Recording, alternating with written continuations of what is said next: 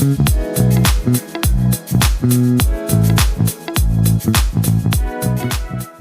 guys, I'm Laurie from AI Elephant.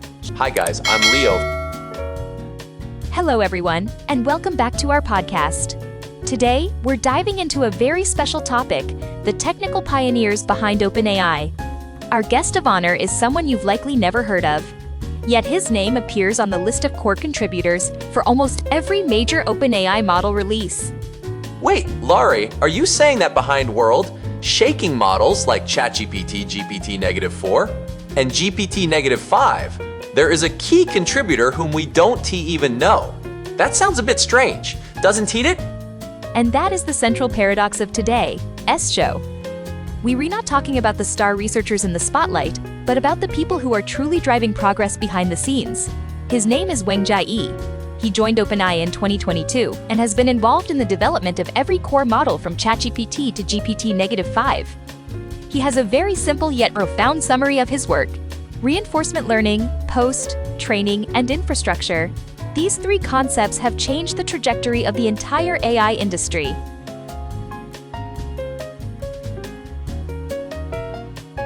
To understand Weng Jiayi's way of thinking, we have to start with his childhood.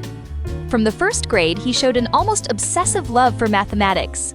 He solved math problems much faster than his peers, not by calculating, but by directly intuiting the answers. Hold on, seeing the answer directly. That sounds like something out of a movie. How did he do that? That is what makes him unique. He built his own knowledge tree when he needed to solve a problem. He didn't follow a step-by-step deduction. Instead, he created a shortcut directly between the root and the leaf of the knowledge. But what is more interesting is that he realized he learned things more slowly than others and needed to invest in the future. Wait, that is fascinating. It sounds like he is brilliant. But at the same time, he admits he is a slow learner. How does that work? This perfectly reflects his rational mindset. He understood that he needed 2 to 3 times the amount of time to grasp new concepts. So he started learning high school math in middle school. This philosophy of investing in the future would later define his entire academic and professional career.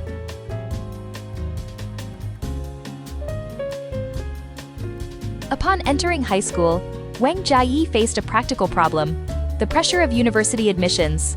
For students outside of Beijing, it was nearly impossible to get into top universities like Tsinghua or Peking University without excelling in competitions. That sounds like the kind of academic pressure we all face. Even though I'm not a programmer, I can understand that feeling of having to fight for your future. His competition journey was full of drama. He failed the provincial selection in his first year of high school, but in his second year, he narrowly made the team by using a heuristic method on a difficult problem. After receiving a policy that would lower his required college entrance exam score by 60 points from Tsinghua University's summer camp, he faced a tough choice: accept a safer offer from Shanghai Jiao Tong University or take the risk with Tsinghua's conditional offer. That must have been an incredibly difficult decision. If it were me, I'm not sure I would have taken that risk. The key is that even in his final year of high school, he couldn't suppress his love for programming. Even during the intense exam preparation period, he was practicing blind coding on his iPad. This pure passion ultimately became a major turning point in his life.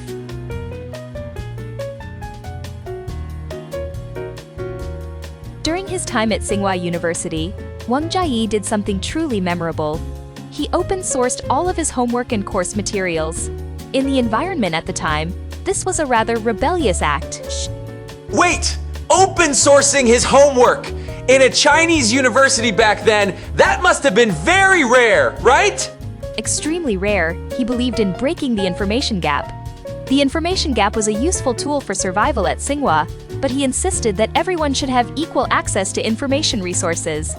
This project, named THU-CST-Cracker, is still circulating on GitHub today. That is a really interesting philosophy. It is just like the open source community today, where everyone shares knowledge instead of hoarding it. This was his early sense of charity. He wasn't doing these projects for personal gain, but hoped to create a better learning environment for those who came after him. This impact-oriented value system later became the core driver of his professional career.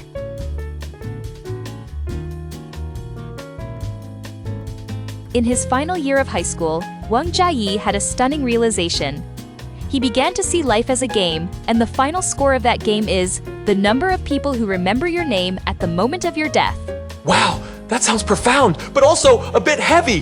Why would he start thinking about such philosophical questions so early on? This philosophy drove all of his actions. He created open-source projects not to make money, but to create impact. He believed that creating Tianshou and Tuishu online are both acts of charity, and these projects brought him immense satisfaction. That value system sounds so pure. He wasn't chasing fame, but the recognition that comes from bringing benefits to others.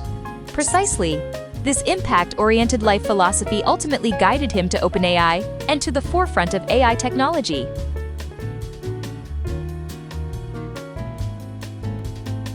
When Weng Jiayi joined OpenAI in 2022, there was no clear distinction between pre-training and post-training. His team, named Arrow, was initially working on a browser agent project called WebGPT. Wait! WebGPT? I don't think I've ever heard of that project. That is normal, because the project ultimately failed. But it was this failure that led to the birth of ChatGPT.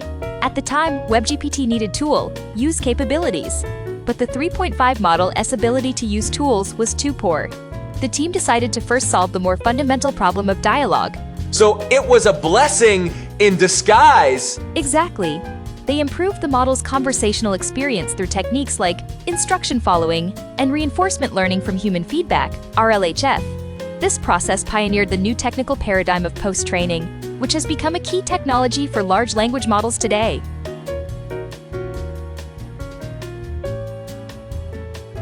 Weng Jiayi has his own unique understanding of AI technology. Regarding reinforcement learning, he simplifies it to its core loop. If you can model an environment and then get feedback from it, that loop is reinforcement learning. It sounds like he has a knack for simplifying complex technical concepts into their core logic.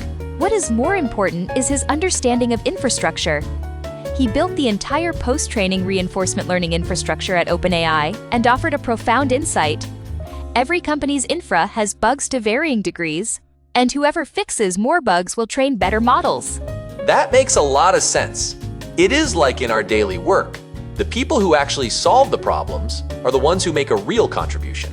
He believes that teaching a researcher how to do engineering is much harder than teaching an engineer how to do research. This engineering mindset ultimately led to his outstanding contributions at OpenAI.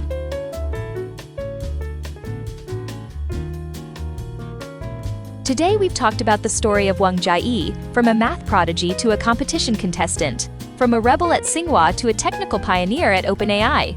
His story tells us that true innovation often comes from those who work quietly behind the scenes. Reinforcement learning, post-training, infrastructure, these three seemingly technical terms are backed by one person's pure pursuit of impact. Yes, just as Weng Jiayi said, the ultimate score in life isn't wealth or status, but the number of people who remember your name. He has proven his value to the world through his open source spirit and engineering practices.